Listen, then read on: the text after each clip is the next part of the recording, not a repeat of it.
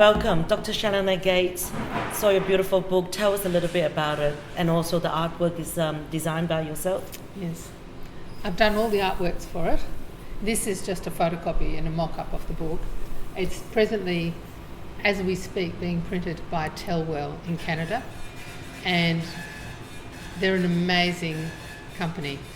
The book is about an Aboriginal girl from Broome who goes to look for her great-grandmother in the Great Sandy Desert. So she sets off, she's actually called to the desert, and for our people, where she's going is a sacred place, because water is sacred in the desert. And in Australia, our water, this artesian water, is very pure, so that's important.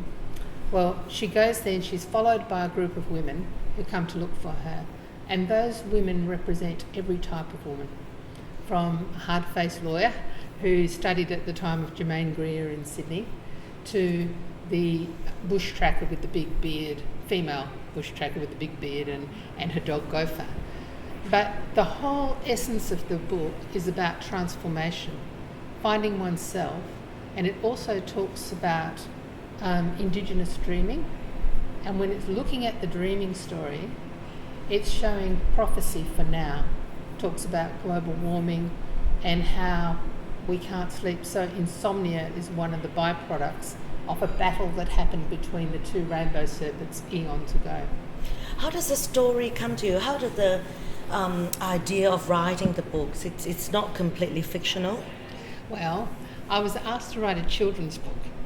So I sat at my desk and it started off as The Adventures of Lucy Lucky Childs, and within the first paragraph it turned morbid.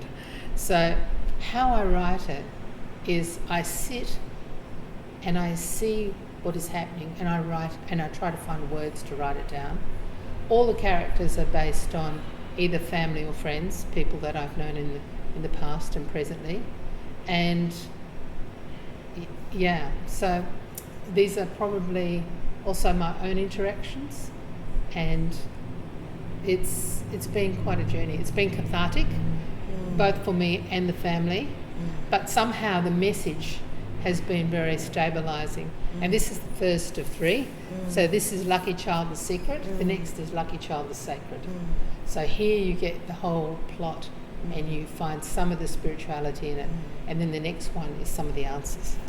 I think it's fantastic, but when we first have a conversation, you did mention that there's too many stories only on one aspect, which is the stolen children and all that. Yep. This is a different aspect that's not a lot of story told in this format. It actually talks about the stolen generation, because all these people have been stolen in one way or another. But instead of it just being only Indigenous in feel, it actually allows the reader from anywhere in the world to see how they have also been stolen, in a spiritual sense or in a physical, where there's that sense of displacement or aloneness or not fitting in. So the emotion behind it, I think everyone can find where they belong with that. And I think that's different. So if a bookshop were to place it, which section would they? Is that a spiritual healing section? Wow. A kind of like biography, or to me there's many aspects of it. There's so many layers. So there's the spiritual aspect, which is one. There's also a lot of history in it. There's fantasy. So for example, at one stage where Pulani Balang, who is the rainbow serpent, when she's in agony and falls to the ground and she's dying, that's a big snake, by the way. So whilst she's on the ground, this key character walks into her eye, obviously it's fantasy, and in that, Pulani Balang, the rainbow serpent, is green and very much like the dragons from Chinese mythology. And when she walks into the eye, she then is able to forgive everyone who's ever done something wrong to her in her life. So there's that fantasy, but there's also transformation. I think I was trying to think, who is it for? And at first I thought young adult, and then I thought mothers and daughters, because the relationship between women is really important. And in fact, most of the book is only women. There's no men. And then I realised that although there's no men, the father in the book is like a standard in a way, that he's related to right to the end. He doesn't leave even though he dies in the first few pages. And so it's for mothers and daughters, fathers and lovers, because the boy in the book is actually a loving person, not as in, he's sexually loving, but he's high-minded and spiritual and sweet. Do you know, that was actually a loaded question, a very commercial question, because in life, we're living a very fast life. We're trying to categorize in our first impression. Yeah. And this book should not be categorized in any section. Yeah. If they were to have different section, every section will have the book. Yeah, that's right. Exactly. Because there's a bit of everything in there. Yeah. And do you think it should be like a journey book, a book for the soul? Like you can make reference. I find in my own personal life, I've got a huge library.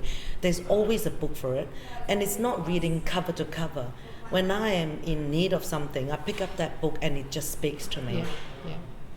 I think that's a book for that. Yeah. Well, interesting thing happened is we'd finished the book and we were doing all the layout in this place where we're interviewed now. And I went to the toilet and this girl goes, "You seem to be doing, major work out there." And I said, "Yes." And I told her what I was doing and she said, "Do you need a proofreader?" I said, "Yes." She said, "When do you need it?" "By Monday." And this was Saturday night, at 10 o'clock Saturday night. She's a lawyer and she agreed to read it. Well, she didn't finish till Wednesday, sitting with my son day and night, day and night, day and night. And she cried and laughed.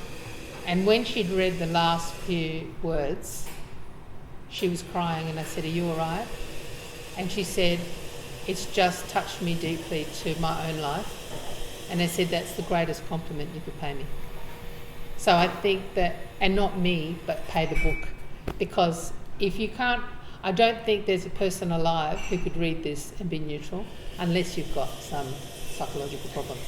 This journey, book, project, I think the great thing is actually including people along the way and be part of your project. Oh, absolutely.